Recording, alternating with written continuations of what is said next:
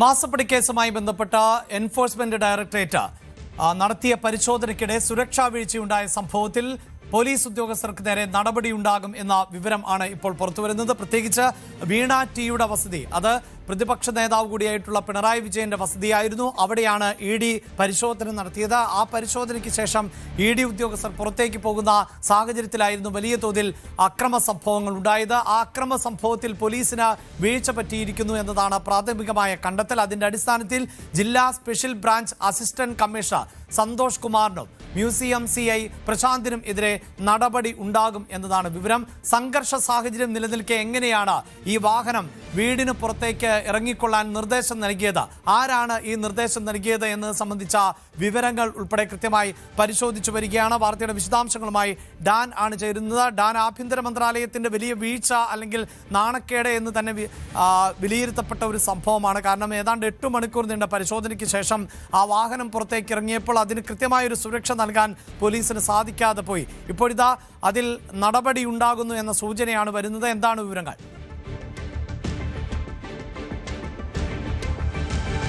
പ്രതിഷേധം സംഘർഷത്തിലേക്ക് നീങ്ങുമെന്ന് കൃത്യമായി ബോധ്യപ്പെട്ടിട്ടും മതിയായ സുരക്ഷ ഒരുക്കാൻ എന്തുകൊണ്ട് പോലീസിന് കഴിയാതെ പോയി എന്നതിനെ സംബന്ധിച്ച ഇന്റലിജൻസ് പരിശോധനയ്ക്കിടയിലാണ് 2 ഉദ്യോഗസ്ഥർക്ക് എതിരായ നടപടിയിലേക്ക് വിരൽ ചൂണ്ടുന്ന കാര്യങ്ങൾ കണ്ടെത്തിയിരിക്കുന്നത്. അതിൽ തന്നെ പറയുന്നത് ജില്ലാ special branch assistant commissioner Santhosh കുമാറും മ്യൂസിയം CI പ്രശാന്തും സ്ഥലത്ത് ഉണ്ടായിരുന്ന ഉദ്യോഗസ്ഥരാണ്. അവർ ഈ പ്രതിഷേധങ്ങൾ ആരംഭിക്കുന്ന സമയം മുതൽ തന്നെ സ്ഥലത്തുണ്ടായിരുന്നു. CPMന്റെ നേതാക്കളുമായി അവർ പലപ്പോഴും സംസാരിക്കുന്ന ദൃശ്യങ്ങൾ പുറത്തു വന്നിട്ടുണ്ട്.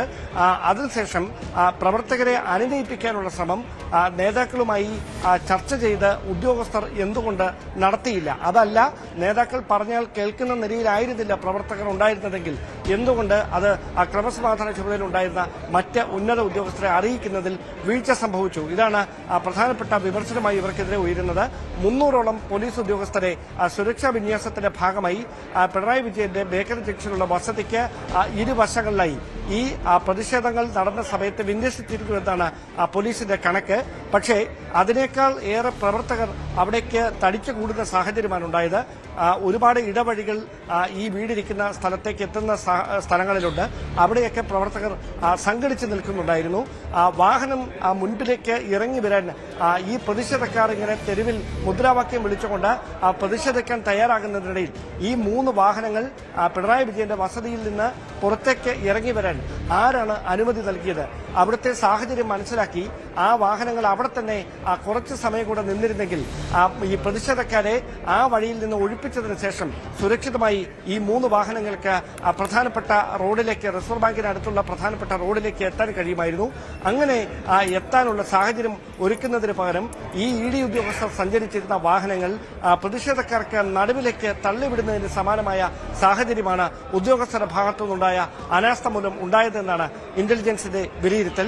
ആ പശ്ചാത്തലത്തിലാണ് ഈ വലിയ വിമർശനങ്ങൾക്ക് വഴിവെച്ച നിലവിലുണ്ടായിരിക്കുന്ന ഈ സ്ഥിതി കണക്കിലെടുത്തുകൊണ്ട് അപ്പോൾ ഡ്യൂട്ടിയിലുണ്ടായിരുന്ന 2 ഉദ്യോഗസ്ഥർക്കെതിരെ നടപടിക്ക് ശുപാർശ ഉണ്ടായിരിക്കുന്നത് എന്നാണ് സൂചന. അങ്ങനെയെങ്കിൽ സംസ്ഥാന പോലീസ് മേധാവി ഇന്റലിജൻസ് ADGP P. വിജയന്റെ റിപ്പോർട്ടിന്റെ അടിസ്ഥാനത്തിലായിരിക്കും ഇതിൽ അന്തിമമായൊരു തീരുമാനമെടുക്കുക.